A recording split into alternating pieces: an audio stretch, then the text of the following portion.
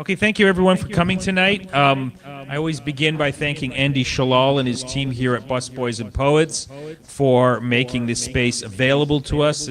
Almost 2 years now that our Gaza lecture series at Georgetown has had an affiliation with this particular bookstore. It's become a community space where we can talk about issues that matter for the world in which we live in. It's a huge honor tonight to have Jason Stanley with us. He's a philosopher of language and linguistics with an expertise in social and political philosophy. Currently, he holds a prestigious chair in American Studies at the University of Toronto. He's authored 7 books, 3 of which are on sale here tonight. The 2 that I'm most familiar with are How Fascism Works, The Politics of Them and Us, and Erasing History, How Fascists Rewrite the Past to Control the Future. His books 30 languages. And Jason is also a public intellectual. He writes on themes for a broader audience related to democracy, authoritarianism, free speech, mass incarceration, etc. for mainstream publications such as the New York Times, The Guardian, and Zeteo. And for over a decade, he was a professor of philosophy at Yale University. And then he did something that blew my socks off. He left a prestigious position at one of the top schools in this country for a new position in Canada at a reduced salary. And what's so impressive about that is a lot of us like to talk the talk in terms of our ideals and our politics. Very few of us are willing to walk the walk in terms of actually manifesting our political ideals with lived concrete behavior. And Jason has recently moved to Canada, to the University of Toronto, and he wrote that one reason why he decided to move to Toronto, to Canada, was, quote, so that he'll be in a better position to fight bullies, he said. And of course, he was commenting on the rise of authoritarianism in this country. In his recent essay in Zeteo, he wrote, what pushed me over the edge was Columbia University's decision to agree to the Trump administration's demands over charges of anti-Semitism. Columbia's deal with the Trump regime threatened to be a model for the capitulation of American universities to fascism. He gave a very important talk today at Georgetown. This talk was broadcast to many different universities. One of the universities in Philadelphia that was supposed to broadcast his lecture told me at the last moment that due to external pressure, they were canceling the live broadcast, which I think is a positive reflection on the impact that Jason's politics and his writings have on our broader world. We're here tonight to talk about the broad theme of Gaza, the politics of anti-Semitism, the question of fascism, and this dark moment that we are currently living through. So I want to begin by quoting from something that you read, Jason. It's great that you're here, and it has to do about your own family's background. You wrote that you knew from an early age that fascism does not only come for the marginalized, it also, as now we are starting to see, comes for its better placed scapegoats and opponents. My family history enabled me early on to recognize what was happening in the United States and to narrate to myself a likely future path. And so every time you speak and every time I read something from you, your own family's experience in World War II in Germany and Poland is central to your personal ethics and your politics. I don't know if everyone knows that backstory. Could you tell us about it?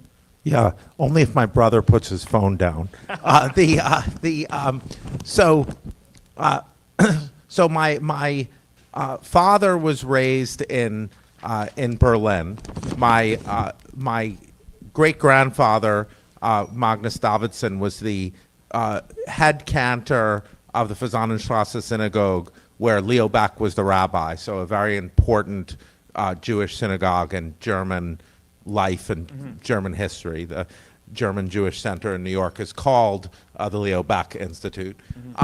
My grandmother, Ilsa, during the 1930s, went into Sachsenhausen dressed as a Nazi social worker and rescued around 400 people with forged free passes from the Gestapo. And then in late July 1939, In late July 1939, my father and grandmother made it out of Germany from Hamburg to the United States. My father ended up writing on his dissertation on British colonialism in Kenya, and so this connection between colonialism and fascism was something, he would tell this story of killing a flying cockroach with Hannah Arendt's Origins of Totalitarianism in the bush. So yes, he was thinking about this link between colonialism and fascism. My mother's family my mother is one of the Polish Jews who were taken to the Gulag. 130,000 Polish Jews were taken to the Gulag, and 80,000 survived. It was the largest group of surviving Jews, Polish Jews. And when my mother and her sister returned to Warsaw, they discovered that every member of their family had been killed. 7 uncles, every single first cousin. So my mother was 5 when she returned to Warsaw.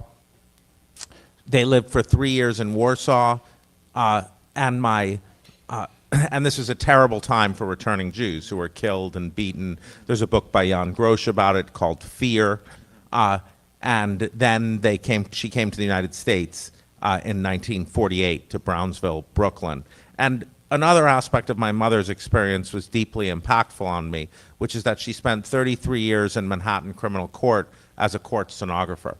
And so the parallels between American racism and national and European anti-Semitism were always made clear to me at home. And so in the same piece on Zeteo, you draw upon how your family's background has informed your own politics and understanding of the question of Palestine and the Israel-Palestine conflict. And you write quite movingly that, quote, "When I hear Palestinians today speaking about the loss of their families, it's immediately familiar. The loss of homes, the almost complete annihilation of individual families, that is the language," you say, "that I grew up hearing, and that is how I initially recognized on a visceral level, before the academic scholarship, that what we were witnessing is a genocide. Today, it is the Palestinians who face extermination, the extermination that we endured. Many American Jews, especially in younger generations, recognize this as well. By protesting Israel's actions, they are defending my religion against a permanent stain." Could you say more about that? Yeah. So, like anyone from my background, I grew up with these, just like I said, like 7 great uncles were killed in Sobibor. My great grandmother was gassed in Sobibor. Every single first cousin. So you don't, like, when I'm in Eastern Europe, I'm always encountering this, because Eastern Europe, they're very into competitive genocide. So there's this thing where, like, Poles will say to me, "Oh yeah, I know exactly what you mean. One of my great uncle was killed by the Nazis." And I'll say, no. Well, there's a remark by a German writer who says the difference between German suffering and Jewish suffering in World War II was that Germans count who was killed, Jews count who survived. And I started to see that among Palestinians that I knew, Palestinians that I was reading about, that kind of way of talking, the kind of jaw-dropping, incomprehensible discussion of loss. That is not just one member of my family was killed, but, that way of talking. My brother and I, we would go to Brooklyn to visit our cousins. That was the family. We had this Orthodox Jewish family, and there would be, the older men were essentially Polish Jewish Holocaust survivors, and it was just a community completely marked by that. And that's what I started, that's what I realized. The scholarship has come. We know that it's a genocide, but that way of talking of whole families being wiped out, that's just so familiar to me. And so in your remarks today on campus, you said that, your conception of your Jewish identity is not directly connected to the state of Israel. Not necessarily, at least. No, it's not. I mean, I've been there once. I gave a talk in the philosophy department on conditionals, but that's the only at Hebrew University. But yeah, I don't have. I am extremely Jewish, you know, but my Jewishness has nothing to do with a place. I mean, it has to do with New York City, so I guess it is a place. Yeah. But it doesn't have to do with. I mean, I have a diasporic identity, and I have an identity as somebody who is Jew. You know, Molly Crabapple's new book. What is it called? Here where I live, this is my country. Right. That, you know, that's. I don't believe there should be, and my Jewishness is my liberalism, as I was saying today. Like, my liberalism says no country should be.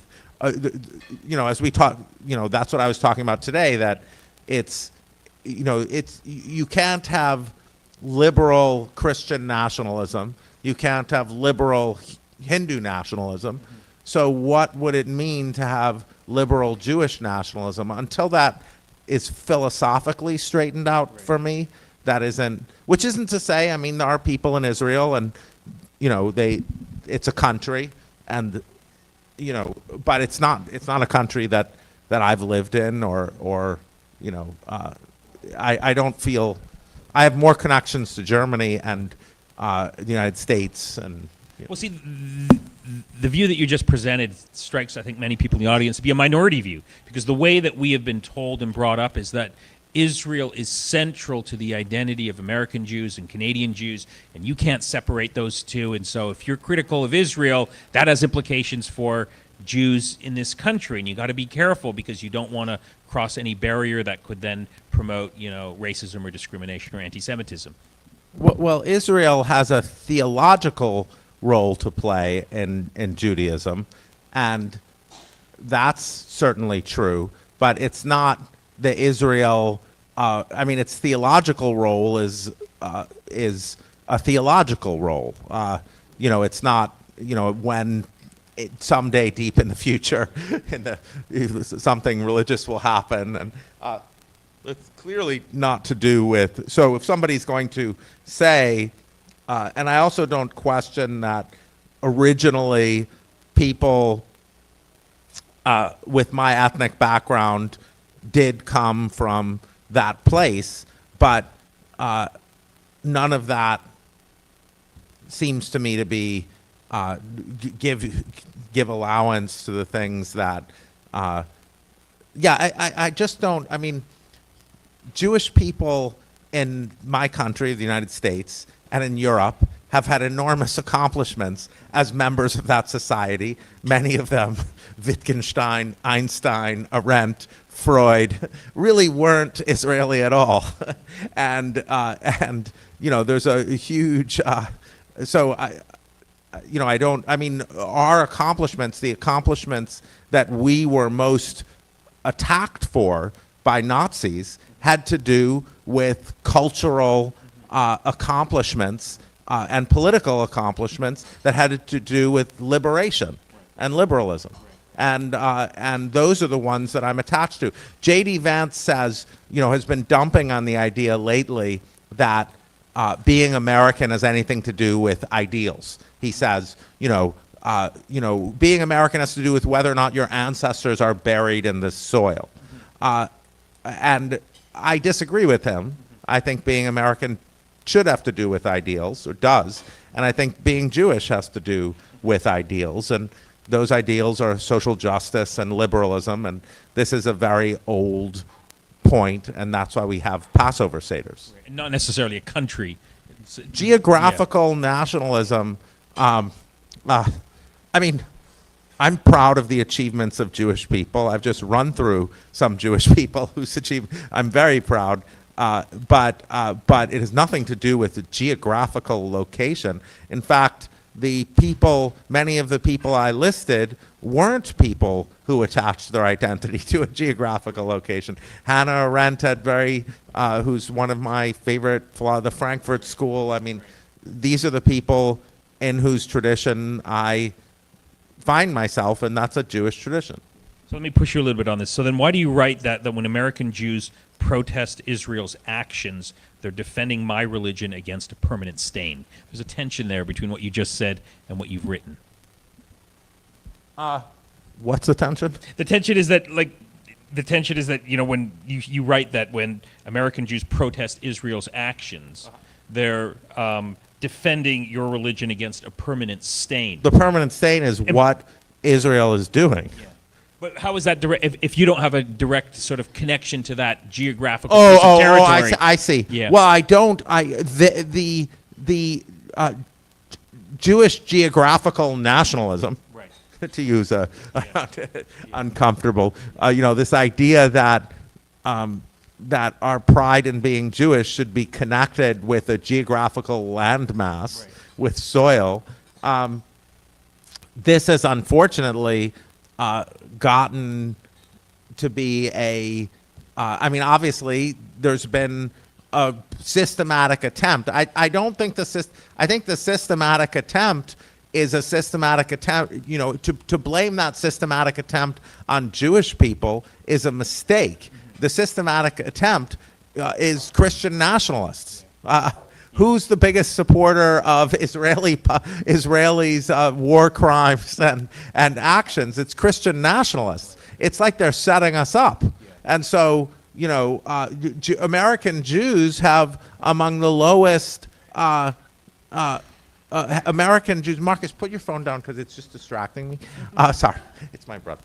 So American Jews, especially younger American Jews, are one of the most critical populations of Israel. So again, of Israel's policies, and so this attempt to make us into geographical, not just nationalists, but a kind of land ethno-nationalists, blood and soil nationalists, is so antithetical to my conception of my social identity and my religious identity as Jewish, my cultural, my Jewishness. Now, like I was saying today, there's two different kinds. This is not a new thing. To say that people who reject geographical blood and soil kind of nationalism are anti-Semitic is horrific, not just because, the Nazis also criticized Jews who weren't blood and soil, for their liberalism. But there's a long Jewish tradition. Judaism always has these two sides, the universalist side and the particularist side. The particular side says, what happened in Egypt was about Jews, and the universalist side said, no, what happened in Egypt was about slavery. And so to say that one half of a very ancient debate about Jewish identity, that everyone who takes the universalist side is suddenly an anti-Semite, is absurd. Yeah, so when I read that passage that you wrote, and I just quoted, what I compared it to was how I identify as a Muslim in this world. So after 9/11, for example, everyone said that, look, if you're a Muslim, you've got to condemn what happened on 9/11. When ISIS emerged, Muslims have to condemn it. When the Taliban emerged, why aren't Muslims condemning it? And I'm listening to this discourse and I'm saying, what do I have to do with the Taliban? I mean, am I responsible just because someone does something crazy in the name of an identity that I have an affiliation with? I'm responsible for that? Yeah. It just sounds just absurd. But some people think in these terms, right? Within different spaces and different communities. Maybe I've been thinking in these terms. Yeah, about that's why that passage that you read seemed to be in contradiction to the position that you had articulated earlier today. Let me say one thing about that. I spent a lot of time in Germany. I'm very involved in the politics there. I'm in the media there, and I speak German, and I'm a German citizen. But there's a group of Germans whose reaction to the past is to say, I'm not German. I had nothing to do with that. What does that have to do with me? And they've always driven me insane. you know, I've always been like, well, you know, I mean, it's, you know, it's a somewhat different case because sometimes there are people who've, you know, most Germans who have money because their families were Nazis. And so that's a dirty little secret of Germany. So they've benefited directly from that. But it always seemed to me upsetting when, you know, you meet a German and they're like, that just says, I don't consider myself German at all. So I do think, like, okay, these things are being done and they say that it has to do with us. So me, you know, yeah, I mean, sometimes at some points I've been like, okay, I just don't have anything to do with this.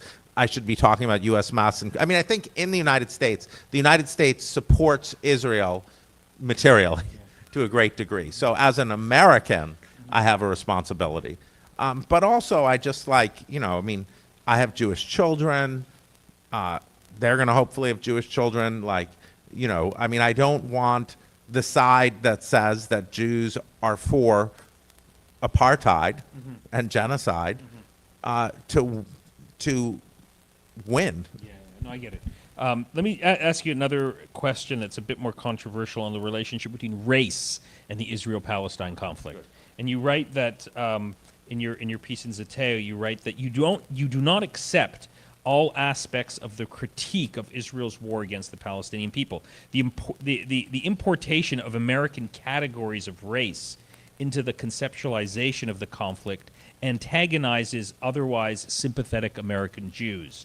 In fact, it antagonizes me, you write, except in some deeply abstract way where race is simply a word we use to describe power relations. It is not just absurd, it's counterproductive to regard Israeli Jews as the same as white Americans and Palestinians as the same as black Americans. Could you elaborate? That I tried to correct for that controversial passage in my talk earlier today. You might have noticed. Yes. Karen Attia told me, yeah, so you stopped to do an anti-black swipe in an article. So today, that's why I sort of talked about Angela Davis's work and talked about some about the people in the black radical tradition who've affected me, because obviously you can't look at, you know, that's why Angela Davis is writing about the economic structures that profit off apartheid regimes in both the United States and Israel, private prisons, etc. And of course, it's black Americans have noticed these parallels.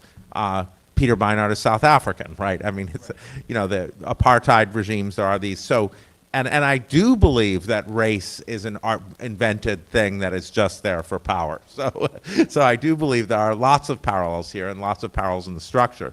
However, I think it's also, you know, one time, Hadil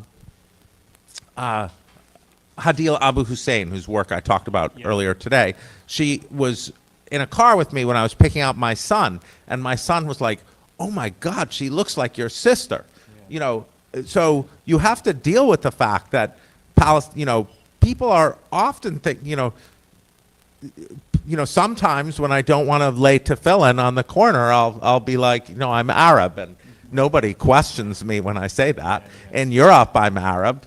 Yeah. You know, I lived in Germany in the 80s. Nobody had ever met a Jewish person. They all assumed I was either Turkish but too pale to be Turkish, so maybe I'm Middle Eastern of some kind. So that thing, you've got to address the fact that, you know, these communities are, and then the whole claim is that we are actually Palestinian. So I'm not really sure how you can hold those things in your head and say, I mean, I think it's better to lean into that shared ancestry, shared, you know, shared I mean, I think it's important in the U.S. case as well. That's Du Bois's point in Black Reconstruction. Poor whites and poor blacks are kind of in the same position. So that is the point of race. So I think it's, but I think that there's strategic importance, political importance, and historical importance about talking about the overlaps in shared history and identity that you know are you know. So there's obviously analogies in the structures. Any apartheid regime, there's going to be analogies in these structures, but there's also elements of the relationship between Palestinians and Jewish people where, you know, they're more connected historically and otherwise. Yeah, I mean, so when Ta-Nehisi Coates goes to the West Bank for the first time, right, and he writes it in his recent book, he says, as soon as I got off the sort of plane and went into the West Bank, I immediately saw, you know, what was going on and who is the victim and who is the oppressor, because he was viewing it through the prism of his own experience as a black man in this country. So, you know, when you wrote that, it sort of struck me as sort of being somewhat in conflict or tension to what he had said and how Karen Attiah, for example, views the world. But I thank you for the explanation. I mean, it helps us understand this topic at a deeper level. More broadly, since the topic tonight is sort of, you know, Gaza and the politics of anti-Semitism, could you just reflect on how you see the trajectory of anti-Semitism unfolding in our world in the age of right-wing populism, which seems like it's on the rise and it's not going to stop anytime soon? Fascism, right. Well, I think the situation is about Palestinians, and I don't want to take, you know, I mean, this is sometimes something Peter Beinart and I might tease each other about, is you know, making it about the Jews, when the moment is about a genocide. Like, everything has to be done to stop what is happening, and, you know, however you strategize that is what you should do. And then address the structural situation, apartheid situation in the region. But I do think, I'm a strong believer in the existence of anti-Semitism. And so I do think what I'm seeing is Jewish people being set up by Christian nationalists. You know, of course, the ADL is doing a lot here to set us up in our country. But, you know, Tim Snyder has a piece where he says, never before in history, on his Substack, he says, never before, I'm not aware of any historical moment where attacking universities and free speech has been done to help the Jews. So it just looks to me like you're setting up American Jews as the fall guy for the destruction of American democracy. You know, with the help of the Anti-Defamation League, you know, who's actually, like, with their president, is actually, like, you know, actively taking the side of, I know there are some in the audience who don't like me to talk about fascism, but I'm going to do it anyway, who's actively taking the side of fascism. And this is not, you know, my former colleague Naftali Kaminsky, the chair of Yale Pulmonary, has a Haaretz article called "Wait Till They Blame the Destruction of Harvard on the Jews." You know, so that whole situation where, you know, it looks to me like we are being set up when our young people, 40% of them think that Israel's an apartheid state. That's not true of Christian evangelicals. You know, 40% of Christian evangelicals don't have that view of Israel. So to me, it looks like American Jews are being set up. But of course, they're being set up by groups like the ADL, who are doing it in the name of Jewish safety, right? So the question is, how do you push back against that? Because a lot of the debates that we will have, for example, at Georgetown, people will say, "But look, you're not qualified to sort of tell a Jewish person what anti-Semitism is or isn't. If they perceive it." Oh, I'm qualified. Okay, well, I'm not. Yeah, you are. You are. So it's not. It's a lot of this sort of, as you said, destruction of American universities, and the shutdown on freedom of speech, and the arrest of people. Like my colleague at Georgetown was one of these people who got, picked up because he was on a visa and he was charged with sort of saying things on the internet, and he ends up in an ICE detention facility. And it was done in the name of protecting Jewish students on campus because of what allegedly he had said. Yeah. So the question is, how do you fight back against that? Right. Well, you make sure. I mean, partly that's what I've been trying to do. Not partly, that's what I've been trying to do. But, reminding people that this attack on globalists. Yeah.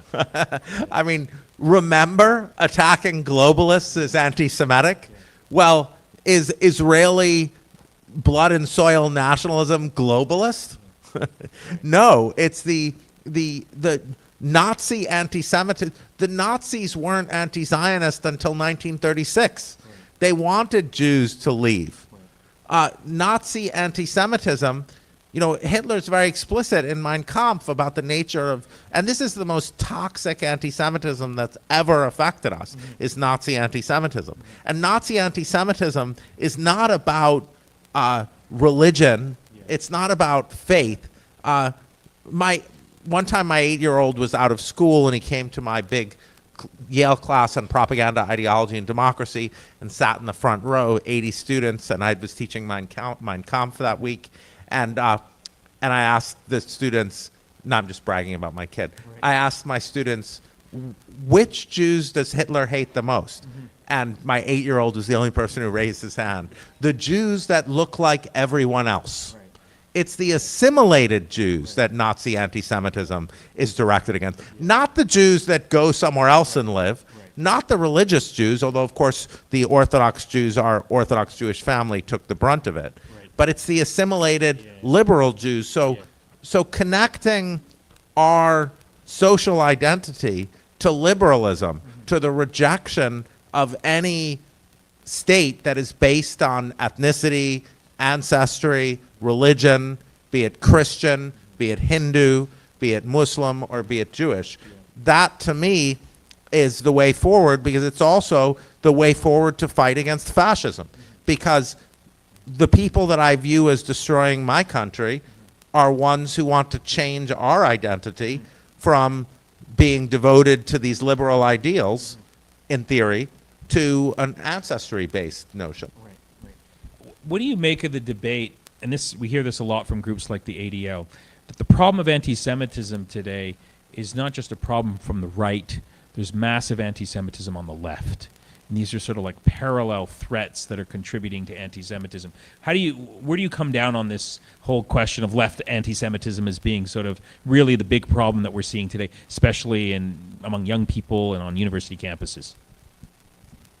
Well, look, I am totally down with the idea that there's a lot of anti-Semitism, and liberally spread.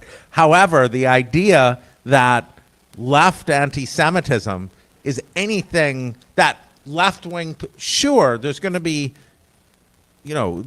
people on any side of a political divide who don't like Jewish people. That's just life.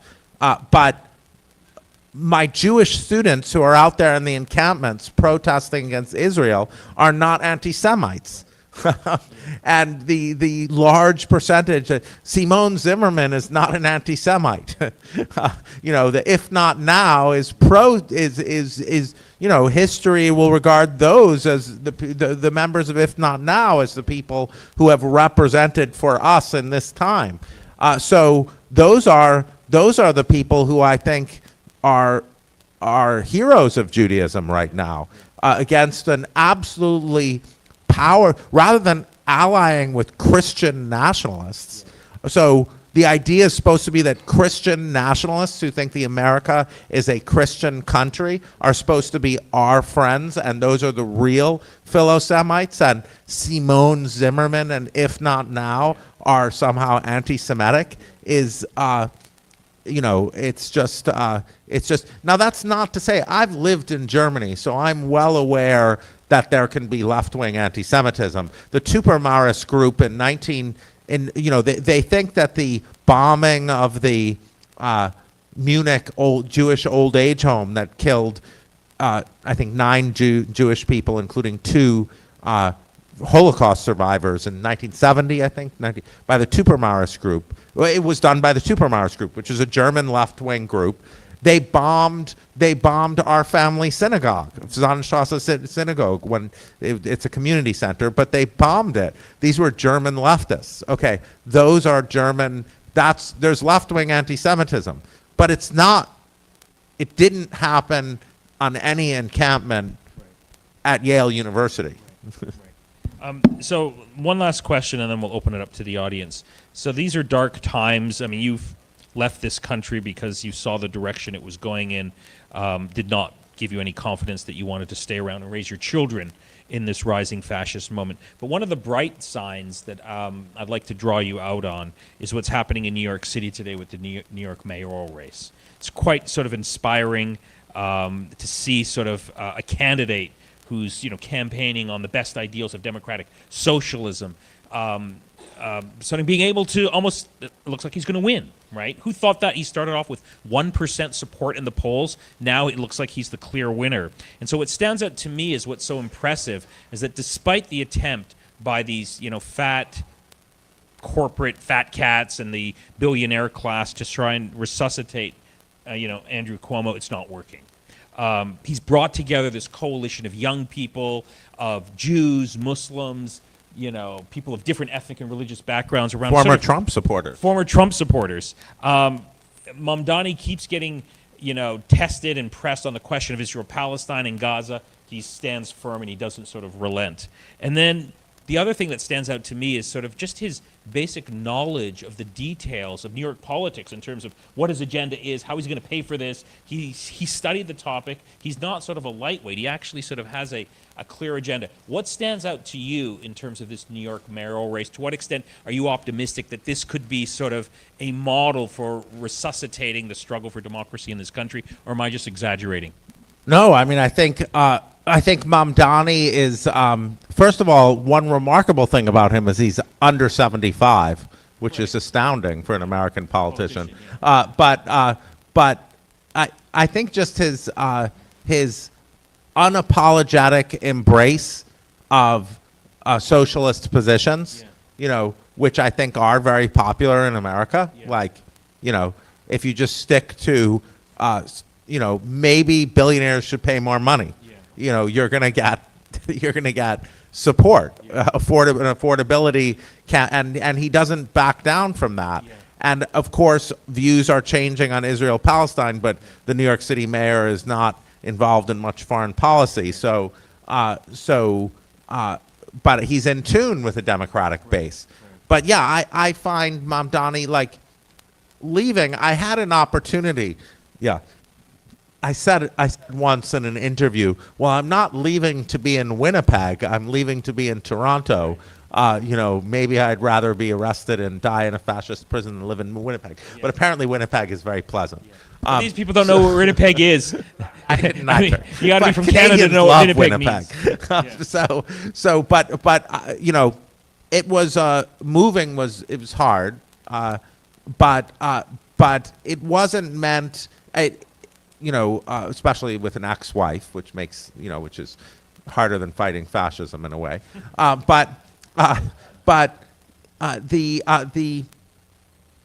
meant it as a kind of statement act that I think had more effect than any of the books I've ever written. Right. But it wasn't that I thought. I think what's happening. Here's my analysis of what's happening now in the United States. I think the regime has gotten out over its skis. I think they think, okay, it doesn't matter what people think anymore. We can do whatever the hell we want. it just doesn't matter. We don't have to pretend anymore. We don't have to. We can just like be nakedly, openly corrupt, kleptocratic, authoritarian, and it doesn't matter because public opinion doesn't matter anymore. And I think that's wrong. I think that public opinion still does matter. And I don't think that Americans are buying into. I think the people I know who are like, okay, Trump isn't so bad, whatever, both parties are bad, you're just exaggerating. I think that those people now see, okay, maybe actually these guys are pretty scary and pretty shameless. So I'm seeing that happen. I did know a lot of people in academia. There was a lot of people in academia. Academia is very anti-woke. Academia is very anti-leftist. Academia is very angry white men. I mean, Yale Philosophy Department hired our first black faculty member last year. And this is supposed, academia is a very anti-woke white dude place. So I think there were a lot of people in academia who were like, sympathetic to that side of things. But I think now are seeing. I remember I was at the Yale Faculty Senate for 5 years, and our science colleagues were like, what is this that we hear about you guys all being like, you only hire, black, trans, and this is like completely bizarre because, humanities departments at Yale University are not like that. I mean, it's true we do have a trans Chaucer scholar, but they were hired because of their Chaucer scholarship. But then they realized, the scientists realized that, and the scientists had been telling us that about China, that all these scientists were being unjustifiably targeted because of China, and we were like, oh yeah, they're probably spies. So the scientists were saying, you guys are all only hiring trans Marxist black revolutionaries, right. And we were like, oh, you guys have a lot of Chinese spies, yeah. And then we both realized that kind of simultaneously that the whole thing was a bit of a myth. Right. So I think there's a lot of this happening. I think there's a lot of realization that actually the cultural politics was used to put a bunch of kleptocratic, autocratic, Christian fascists in control. And then now we'll see, like, does public opinion matter? Yeah. Okay, great, thanks. Okay, the floor is open. Question right there. And I think, and then a question right there. We have a microphone, if you could just hold on for a second. Yeah. Oh, my nephew. Yeah. And you're third. Yeah. Yeah.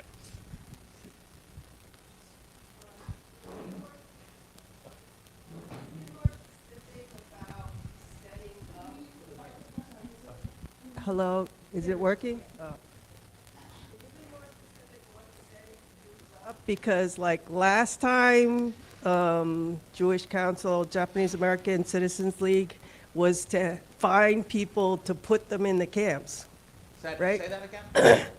So you said this is like setting up the Jews, this whole argument of anti-Semitism. And I was saying groups like ADL last time, World War II, was finding people to put them in the camps. So what do you mean specifically? Like setting them up for what? Oh, I see what you're saying. Setting them up as scapegoats. Because all this politics, we're all seeing. I mean, Peter Thiel is sponsoring Girard conferences everywhere. So the theory of the scapegoat is, look at how trans people were used to draw, there's like 2 trans people in the world, but this was used to really draw a lot of people into voting for Trump. Mm-hmm. And so, Jews were a great scapegoat in Western Europe and in Europe because a small population, you could make the politics turn on them. If you make the politics turn on a small group, then you can use them as a scapegoat. And what I'm concerned about is the possibility of setting up Jews as a scapegoat, once, you're done with trans people or maybe throw. I mean, those actually too, of course, you know, the first Nazi book burning was done of Magnus Hirschfeld's Institute for Wissenschaft, which had the world's largest collection of gender variability, photographs of gender variability. But, so it's not like teasing these groups apart is easy, but because they're historically connected. But it's scapegoats, being used as a scapegoat. So you got to run through the way scapegoat politics works in Girard is that scapegoats can unify groups that otherwise don't like each other. So if you want to get, if you want to get white supremacists to ally with black Christians, maybe you can use trans people as a way of doing that. So Jewish people are an obvious regular scapegoat, and we've escaped being scapegoats in this country. But it seems to me it sets us up for that. Mm-hmm. Yeah, at the back. Can you raise your hand one more time so I can see you? Okay, thank you. And then your nephew's next. Those are the philosophers. Oh, well, Femi's down there too. So Hi. Hi, Quell. Yeah, I'm not your nephew, but we're probably related somehow or other, somewhere along the way. And anyway, thank you to both of you. This is really interesting. I wanted to respond to two things that you said, Dr. Hashemi. And they're related to each other, I think. So you said at the beginning that we, and you did not specify who the we is, we're always told that Jews identify with Israel and you're not allowed to critique that and so on. I am curious who that we is, but I think that in itself is a pervasive anti-Semitic reductionist story. It's not just that there's a few weirdos like Jason and myself who are both Jewish and anti-Zionist, it's that there has been a vibrant alternative tradition all along based in, sometimes it gets framed as being based in a Yiddish identity rather than a Hebrew identity, which is a fundamentally diasporic identity, and that's been there all the time. And it feeds into the scapegoating, right, to see Jews as all trained up on this very simplistic ethno-nationalism. But I wanted to connect that, before you respond, to your question to Jason about whether he was being inconsistent about talking about Israel as a stain. Because as somebody who thinks of myself as a Yiddish diasporic Jew, there's a wonderful Yiddish expression, Ashenda for die Goyim, and the idea of Ashenda for die Goyim is you are shaming yourself in the eyes, like you are shaming yourself in a way that the Goyim will see and understand through their lens, right? And it does not matter how little I feel like Israel has anything to do with my identity, which is zero. My dad was a Holocaust survivor. The rest of my family was wiped out by the Holocaust. I'm as Jewish as they come. Israel has nothing to do with my identity. But the rest of the world is going to see Israel as connected to my identity, whether I want it to be or not. I don't get to control who is seen as connected to me because of this myth-making, right? And so when Israel acts badly, it's not about me acting badly, but it's a shunda for the goyim. I know that is going to be linked to me, and that is going to be seen as having something to do with me. And for that reason, I can't just treat it as like an abstract distance political problem, not that I would anyway, but it does have to do with me, even though I have zero Zionism in me whatsoever. Yeah. I should say Quill's father was a Toronto philosophy professor. Quill is a very distinguished philosopher, exactly my age. Both our parents are Holocaust survivors. We've known each other our whole careers. Yeah. I was just paraphrasing, actually, a mainstream view. I was paraphrasing Joe Biden. Recall after October the 7th, he famously said that, look, if no Jew would be safe anywhere in the world if it wasn't for Israel, right? And that was considered to be, a mainstream view that not many people contested, right? And I just want to say... I wonder what you mean by mainstream. Not many people, I think. Right. I mean, there's so many Jews who contest it, but I just want to say, like, for the record, as a Jew, that the place on earth that I would feel least safe right now is Israel and Gaza. Like, I feel safer everywhere else but that, and I feel like Israel's actions, not only am I not safe in Israel for obvious reasons, but Israel's actions are making me fundamentally less safe every minute of the day everywhere else that I am. Yeah, no, I get that point. The point that I was making with Jason that resonated me is, Muslims are in the same boat. People Absolutely. are perceived that, look, when ISIS emerged, when 9/11 happened, when the Taliban go on a rampage, there's always this question: where are the Muslim voices? Why aren't you condemning that? You should condemn it. People view you as sort of connected, and so there's a debate that I have with my friends and colleagues and people from within that community. Well, should we speak out for the same reasons that you articulated? Because there's a public perception that you're associated with that, because that's how people identify with Islam and Muslims. It's through these dramatic events. But then the other position, and I think it's the position that I instinctively adopt, is, well, look, a quarter of the planet, 1/4 of the human population now are Muslims. Am I responsible for every crazy act that some Muslim does just because we are part of some community in an abstract way? Well, I think there's a bunch of disanalogies between the cases. The one thing is, I don't think all of the Israeli Jewish population is comparable with Al Qaeda. There's a strong left Israeli population. So that's one point. And the second thing is, there's obviously not, what Quill said is just absolutely right, and that's what I would have said Thank you. had I been slightly more clear thinking. Yeah, let me sharpen the point. Okay, let's say with state behavior. So Saudi Arabia does something crazy. It claims to be the representative of Muslims in the world. Iran claims to be representative of the Shia Muslims in the world, okay? Those are states. There's ruling elites who control those states. They do crazy things. Am I responsible for justifying or condemning them? And if I don't condemn them, am I somehow failing in my moral responsibility because there's a general perception that Saudi Arabia represents all Muslims? That's not how I think.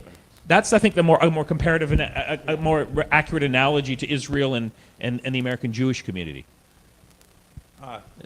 So, Femi had a question. yeah. Well, actually, your nephew had his hand up. Oh. Next. Yeah. And then we'll go to the back. Oh, thanks for the And then mic. Andy, you're next. Yeah. Go ahead. Okay, so. No, because we're recording it. We're recording All right, it. all right. So. So earlier in the thing, you said you were talking a lot about Jewishness. What's the difference between that and Judaism? Couldn't you just have said Judaism? Judaism sounds a lot better. Jewishness sounded a little. Judaism is not what? Well, Judaism sounds a lot better than Jewishness. So, what's the difference between those things? There must have been some reason. Great question, Gus. Great question. Yeah, I think Judaism is a religion, and Jewish cultural and social identity is not a religion, but it's kind of a way of being in the world. So I agree linguistically, Gus. You're right that Jewishness sounds ethnic. It sounds more, and Judaism sounds like a religion. But I think that there is Jewish cultural and social identity. Were a people that were marginalized and oppressed by Christians and placed in an apartheid situation until the 19th century, horrifically abused in Europe, and then fought for liberalism and equal rights. And that is sort of a Jewish cultural and social identity that you can occupy independently. Wittgenstein was not religiously Jewish. Arendt was not religiously Jewish. But to say that Arendt and Wittgenstein weren't Jewish figures would be bizarre. Jewishness sounds like a term a Christian would invent. Okay. At the back.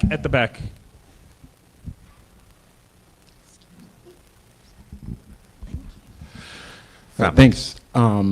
So I wanted to bring it back to something that came up earlier in the conversation where you were talking about apartheid. And I think some of the ways that American identity categories get mapped kind of uncritically onto this very different context, I think you're right to be critical of. But nevertheless, there does seem to be some connection between the more general concept of apartheid as a way of organizing a state, which you yourself are making use of, right? And the particular criticisms that have been levied against Israel, most notably the genocide case being taken up at the International Criminal Court of Justice by South Africa, which includes an allegation that Israel has been managing an apartheid state. So I just wanted to hear what you had to say about the more sophisticated, let's say, version of the connection between racism, colonialism, and apartheid specifically. Great. Yeah, this is, had you attended the talk this morning, Femi, you would have found the answer to your question in detail. Yeah, the Karen Attia dragged me for that paragraph. So I tried to, I think I went overboard in that paragraph in the disanalogy. So I tried to correct for that in my talk today, precisely that paragraph, because because I do think of race as and Du Bois, this is what Du Bois is saying. Du Bois is saying lots of poor whites refused to fight for the Confederacy. Lots of poor whites said, it did a general strike. Poor whites fled to Appalachia. Poor whites are like, this is not my fight. And, race then gets used as this mechanism to prevent a labor movement from arising between people who Du Bois clearly is seeing as in the same boat, poor whites and poor blacks. And so race is this method to divide for power. And so when I say in that paragraph, only in a very abstract sense are Palestinians like black Americans and Israeli Jews like white Americans, the abstract sense in which race is just a mechanism to divide for power. Okay, that's what race is. So the structures of, so I talked a lot about colonialism today, earlier. On each of these issues, I don't have to tell you, Femi Taiwo, because you are Femi Taiwo, that there are long literatures on, say, are black Americans an internally colonized population? I tend to think of it that way, so I tend to think of that parallel as strong as well. But, it's a long literature, just like the literature on caste is a long literature. But if you do think of I do think of black Americans as like an internally colonized population. That's central to my work on Flint, for instance. So I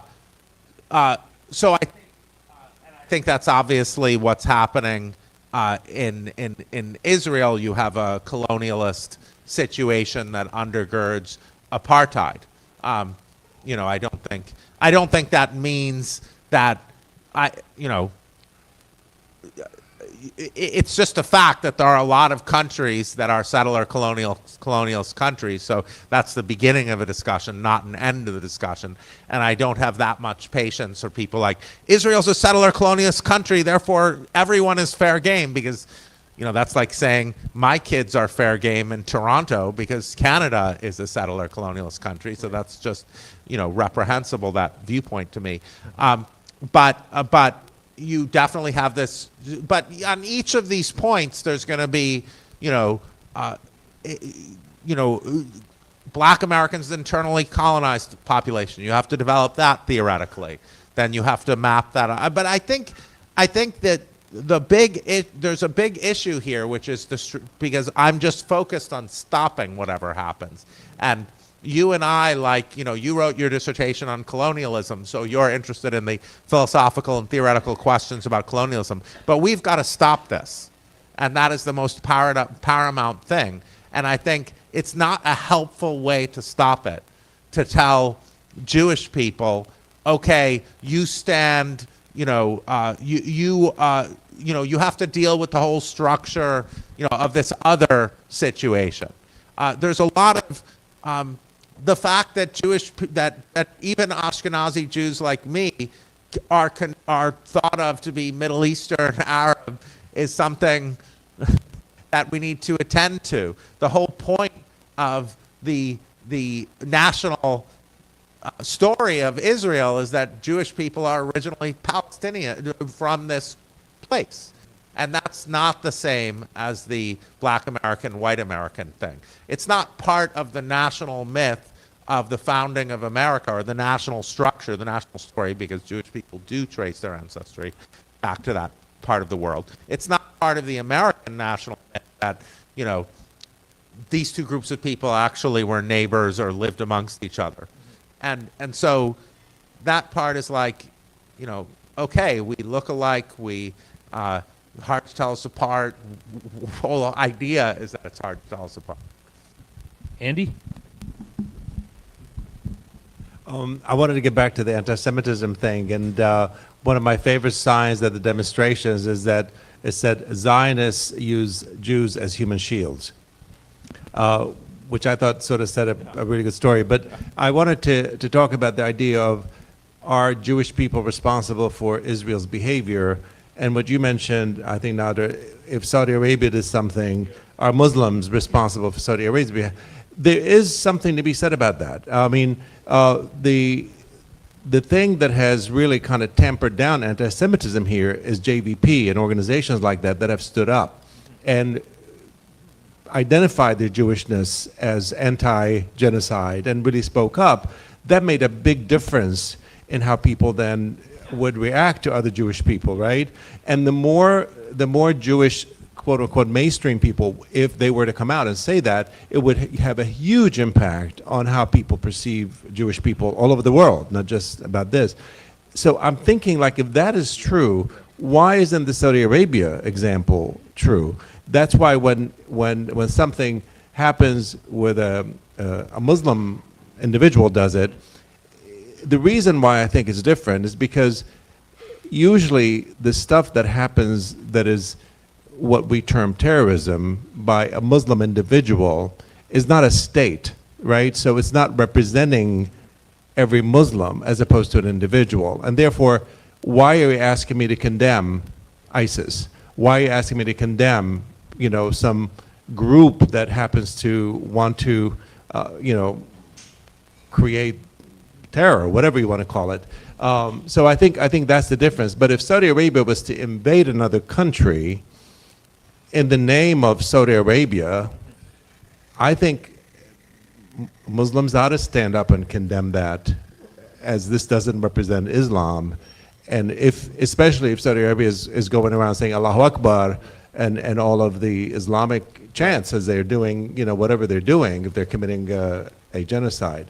So I think it's important for people to take responsibility for states that are representative of their ethnicity or their religion. I think it does make a big difference in tempering down, whether it's Islamophobia or whether it's anti-Semitism, whatever it is. Yeah, my response to that, I think it will certainly help, but I don't think it should be a requirement or a necessity. That, you know, just because you're from that community and this state that claims to represent you is doing something really ugly, that you are required and you have to and you must. And if you don't condemn that state, then somehow you're implicated in the crimes of that state. I'd like to get to a place where we move away from that type of association. In this, because it applies to the case of Israel, right, and American Jews. I'm just thinking about, I mean, there's an annoyance I feel when Germans pull this, when Germans are like, well, I don't have anything to do with the past, you know. So I wonder sometimes if, and then they refuse in the way that I've kind of done that in my life, where I'm like, okay, I don't really need to like spend a lot of time, you know, I don't need to visit, I don't need to spend a lot of time figuring out the internal politics because I want to disassociate myself. I think that's kind of what our father did, would sort of disassociate himself. But it seems irresponsible, maybe I think Quill stated it well.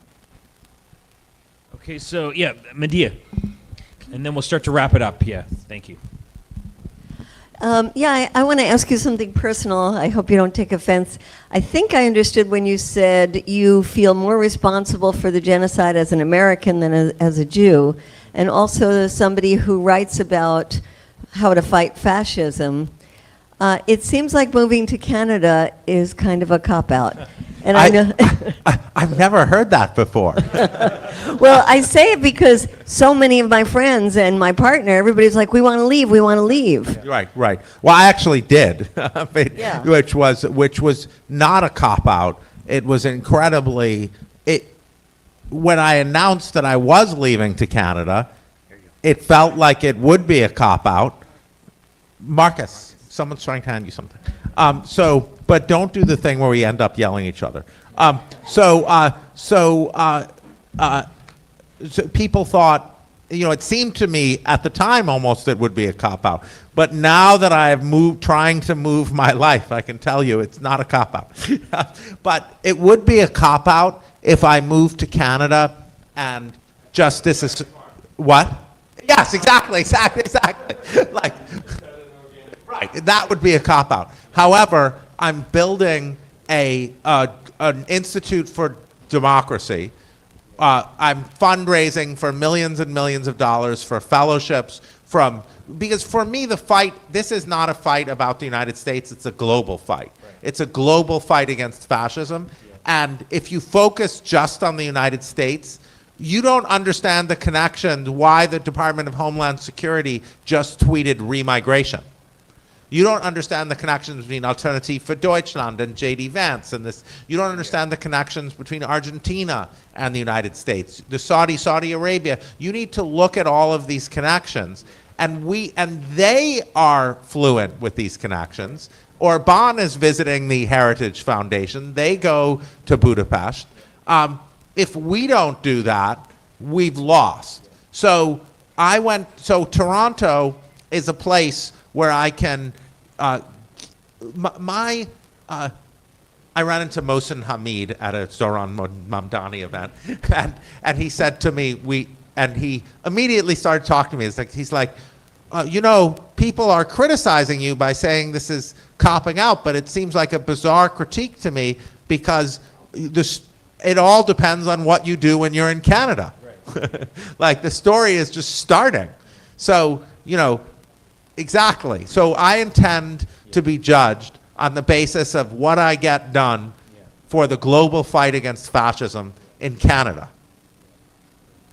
Yeah. And also, I want to emphasize, he took a pay cut going to Canada. So that Nader is fascinated by this point. No, yes. that says a lot. So yeah, you had your hand up. Go ahead, and then we'll start to wrap it up. Oh, sorry. Marcus? Did you have your hand up? You're next, and then we'll. I just think you have to be real about the depth of the connection between Israel and Judaism. The way in which Israel has sort of taken all these elements of Judaism to be completely essential to their moral and political self-justification, the way Israel, the location of Israel is rooted in the Old Testament, the fact that the first genocides in written history appear in the Old Testament. There's just a vast connection here. And then in America, of course, the American Jewish community is completely essential to the continued survival of Israel. I mean, these are all realities that set this situation somewhat apart from other situations. And I am not a believer in collective guilt whatsoever. Like, I'm sympathetic to the Germans who say, okay, that was 2 generations ago, it's not me. But this particular case, the connections are very, very deep. So you perhaps have to engage with that. No, Marcus, unlike all of our other arguments where I'm right, you are right here. You can't deny the book of Joshua talks about, there are, pro-genocidal remarks in the Old Testament. And Israel, that's what I was trying to allude to, Israel does play a central role in the religion, without a doubt. And also, Jewish people do come originally from Israel. So absolutely, that's the tricky thing. But that's why I said it's a theological concept for me in my Judaism. It's a promise about the future. It's a promise that Israel, it plays a certain theological role, and it's hard for me to see how that plays that theological role if it's a concrete state doing this thing. That's not, so that's where I would contest. I agree that, people have tried to tell me, okay, you should say Israel has no role in Jewishness, and that's ridiculous. That's just ridiculous.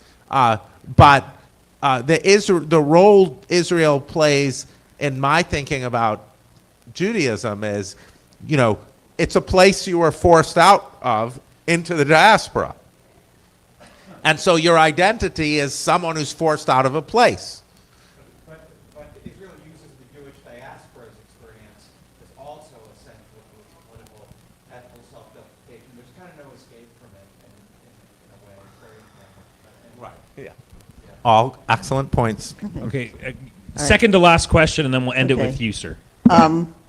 Well, before my comment, I feel like the biggest challenge of my life now is my responsibility as a Jew and also as a psychologist, which I don't like, but I feel like I have to show up as a Jew, and sometimes I wear my T-shirt that says, not in our name, Jews say stop arming Israel. I don't like it, but, and I feel like we have to unite and disidentify with that, and Avram Berg and other people are speaking about that.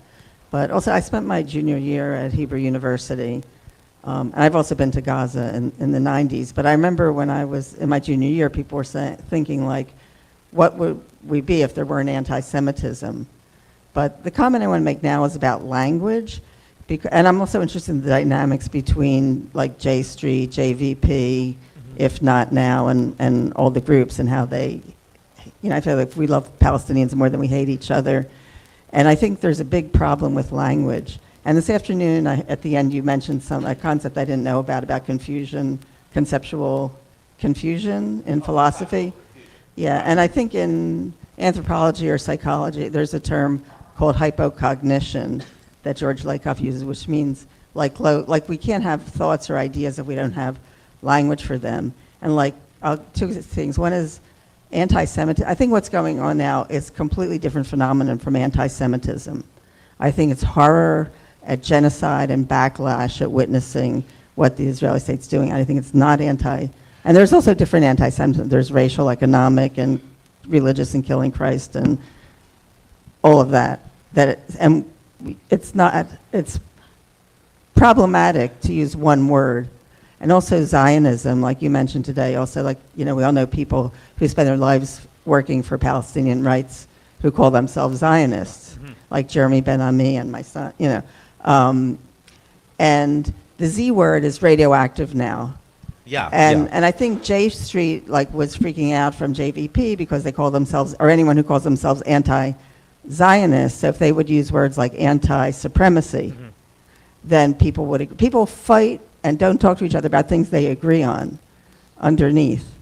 Right. And The political conflict takes centrally the form of linguistic conflict. Right, and I think maybe it's like Judeophobia or Zionophobia, that we need to use different words that are very specific and very descriptive. Yeah. And not to use the word. I totally, Good point. This was something I was trying to emphasize earlier today when, so the analogy I used earlier today was in Ukraine, people keep wanting they're like, now finally we can get the world to see how bad the Soviet Union was. And I'm like, no, it is not the time to do that. Just say Putin is bad and needs to be stopped. Do not litigate the entire history of Eastern Europe now. It's just, this is not the time. And and I think I've helped people there with their messaging. And that is, I think, crucial now. I know people are like, now's the time to challenge, the various, to challenge the whole enterprise. But it isn't the time to challenge the whole enterprise. And I'm a skeptic. I mean, Israel's a country; it's there.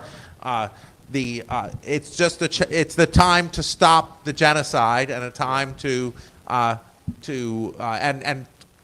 saying everybody saying everyone has to be an anti-Zionist now is not a helpful. Yeah. Thing.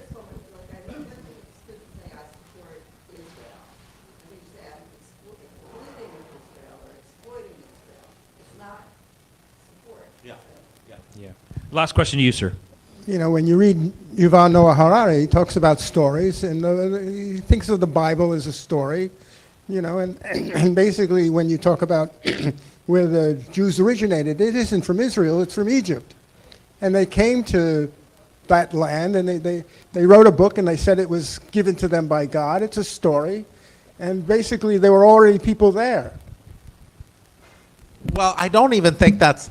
I'm not a scholar of this, but my understanding is the story was not super accurate that they told about themselves, that they in fact already were there and still told a story that they weren't there. So it's kind of a weird, it's a very weird off story that you would tell about yourself. It may have been that way Like because the when they do the genetics, recently, within the last 10 years, of Palestinians and Israelis or Hebrews, they're so similar. Exactly. That's why I keep saying that goes back to the point that I was going back, Femi and I were talking about, you know, it goes back to the point that my son thought a Palestinian person looked like my sister, you know, yeah. And so the Old Testament tells a specific set of stories, and the specific set of stories actually don't match the reality of Molly Crabapple was telling me about this the other day. She was like, the book of Joshua, and I don't remember the book of Joshua, but the book of Joshua is like, okay, Jews come to Canaan and they're told to kill all these people, and they fail, and so then they're punished for failing. And they said, but here's the kicker, they didn't come to the land of Canaan, they were already there, and this was an invented story. Right. If you're going to invent a story about yourself, why invent that story? Yeah. Jason, it's been wonderful having you here in Washington, D.C., here at the bookstore and on campus. We hope we can bring you back again to sort of continue the conversation. Please join me in thanking Jason Stanley for being with us tonight. Also, just want to give a few signing instructions. I'm just going to have Jason come down off the stage and stand right here in front. You can purchase any of his books over here and then make your way for the signing and then make your way out. I think everyone here is either related to me or I was on their thesis committee. Femi, I was on your thesis committee, wasn't I? I think I was your external and or as like Quill Kukla. So I don't know if anyone here. Then we'll just mingle. We'll just mingle and gather then. And also, please remember to close out your tab before you leave, and make sure to tip your waiter if you think we did a good job. And with that, thank you again so much for joining us, and have a great rest of your night.